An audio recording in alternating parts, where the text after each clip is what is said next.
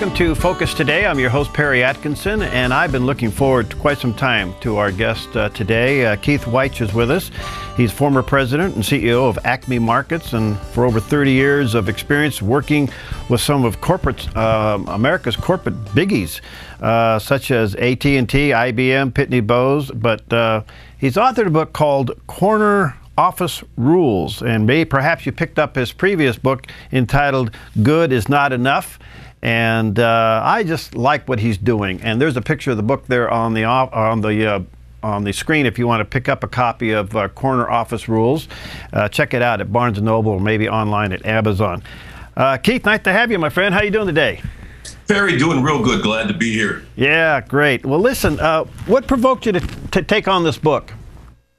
Well, I'm at the point in my career, Perry, where I'm transitioning from what I call success to significance. Too often we spend our lives, looking for success. But true success to me is investing in others. And so in an effort to try and share some of the lessons I learned in over 30 plus years in corporate America, it was really an effort just to share that message with the next generation of young leaders. You primarily zero in on standing firm for your faith and your moral beliefs, and we know that the office can be quite challenging in those areas. What are you trying to communicate to us here? What I'm trying to communicate is that if you really think about it, the marketplace is where we spend most of our time. The marketplace is where Jesus spent most of his time.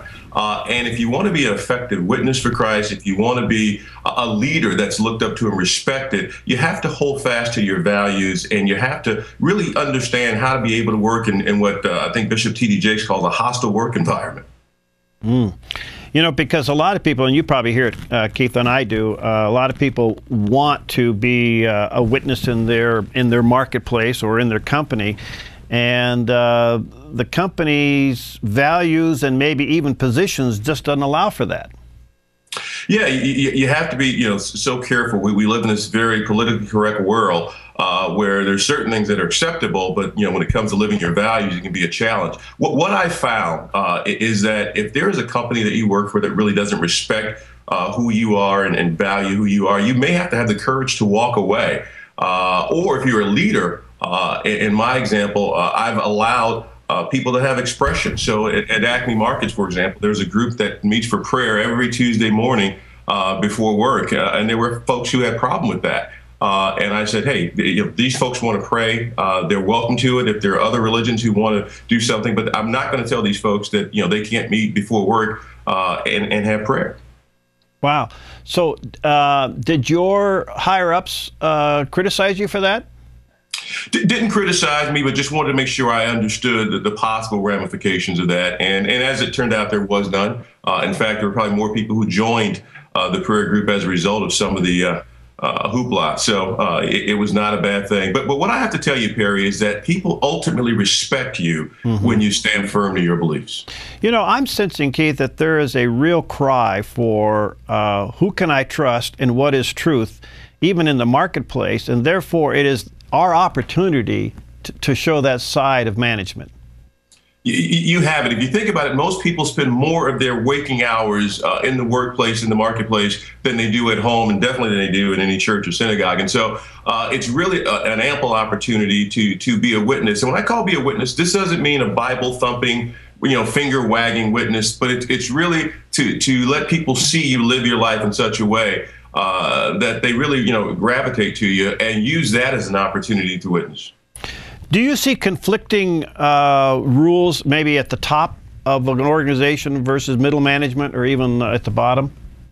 Yeah, I think sometimes at the top, you're beholden to not just, the workforce, but, the media, interest group, the board of directors, shareholders, and there'll be times if you're not careful, you'll be pressed to make a decision that will maybe help the bottom line for that quarter, but may not be strategic or helpful for the organization in the long run. So you always have that struggle there. All right, so how do you help people to understand respecting the rules of the company, but at the same time not breaching your own moral values if they come into conflict? Yeah, well, the first thing you have to do is let people know that, where you work is not who you are. And that you should bring your whole self to work and not be afraid. The second thing is making sure that you articulate early and often things that are important to you and meaningful to you, because people will actually assume more than likely that you aren't a Christian or that you are okay with things. And so you have to be careful. I was just in Las Vegas not long ago for a conference, and there was a bunch of gentlemen who wanted to go out to a gentleman's club. And I said, thank you, but no thank you. And they respected that. There was another breakfast we had, and I stopped and said prayer, grace over my food. And again, no one had an issue with that. And so those are little subtle things in some cases that just say, hey, I'm here in this, Sin City, but I've not forgot who I am.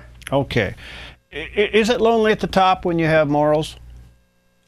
It's lonely at the top, not necessarily because you have morals, but because you're privy to information that others aren't privy to, and so you have to keep things close to your chest. The other thing is that information gets filtered as it comes up to you, so people tend to want to tell you what you want to hear. And then from a moral standpoint, people are always watching you, so you do have to be on your best behavior. But again, it's Christians, we tend to do that anyway. We should do that. Keith, I've bumped into a lot of CEOs who really love God. They're very high moral people, but they feel trapped in that they really can't express it because, after all, they're the top guy of this company, and the company is known for building something or serving something, not for being a bunch of Christians. What would you say to that guy that's trapped in that? Well, he understands that the higher you are, the more visible you are, and people tend to mimic your behavior and your actions. And so on one level, he can't be a zealot going out, and forcing his religious beliefs down their throat, but he can, or she can, just be a living example. And people will respect that. The organization will respect that. The board will respect that. And so don't be afraid to let your light shine. Don't be afraid to be true to who you are. But the worst thing you could do is really try and hide that light for the sake of wanting to be accepted. All right, let me just say to our viewers and listeners, we're talking to Keith Wyche, and he is the author of a book called Corner Office Rules, and you may want to check it out online at Amazon or maybe at Barnes & Noble. Keith, you talk about the perception gap. What is it? Well, the perception gap is very often as a leader, you don't see yourself the same way others see you. And so you always have to be cognizant of your appearance and when I say your appearance, of how you come off. So, for example, I'm a person who I do daily devotions in my office. Well, if you come to my door at about 7:15, it'll be closed. What I was not aware of is that was giving people the impression that I was unapproachable. And so when I made it clear that, that's my kind of devotional time, people respected that. So you just have to know that when you're a big leader, when you're someone that's in the eye, people tend to look and follow you. And you may think that you're just this down-to-earth person, but in reality, they've made this great image of you. And so you have to be careful. All right. One of the other things is that when people find out that you are a leader, you're a person of faith, you can become an emotional dumping ground. Oh. And I don't know how you manage that and where you draw the line, but I know far more about people than I care to know.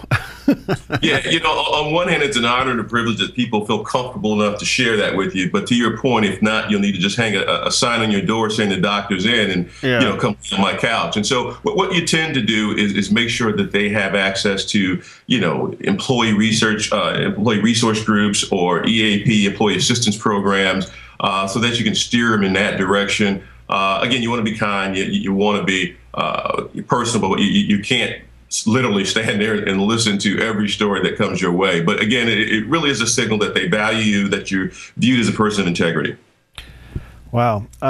What do you say to somebody that wants to, who has aspirations of becoming maybe a leader or a CEO? What do you say to that person?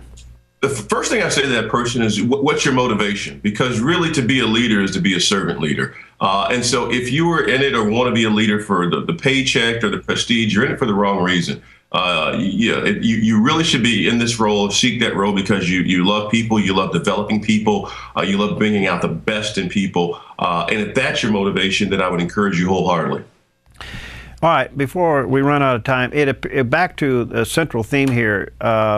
It appears that America is starving for moral leadership.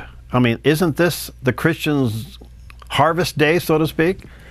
The world is hungry for moral leadership. I mean, we have way too many examples of folks who've fallen short of that goal. And so I think it's a great opportunity for all of us to really take the opportunity to let our light shine, to give the world another view of what leadership can be. Very humbly, knowing that it's not us, it's our Father in heaven, but making sure that we let people realize it's okay to be a leader of faith. All right. Well, you got something out. What, you got a sequel coming to Corner Office Rules? Working on something for the millennials. They're a new generation. They're young. They're energetic, and trying to help them navigate life once they get into the real world. Do they want to lead?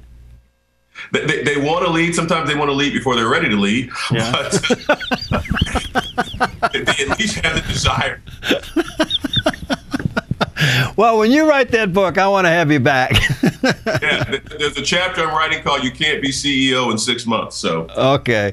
Hey, blessings to you, my friend. Keep up the good work. Great. Thank you so much for having me. All right. God bless you. All right. Check it out. All right. It's called Corner Office Rules at Barnes & Noble, or maybe online at Amazon.com. We'll be right back.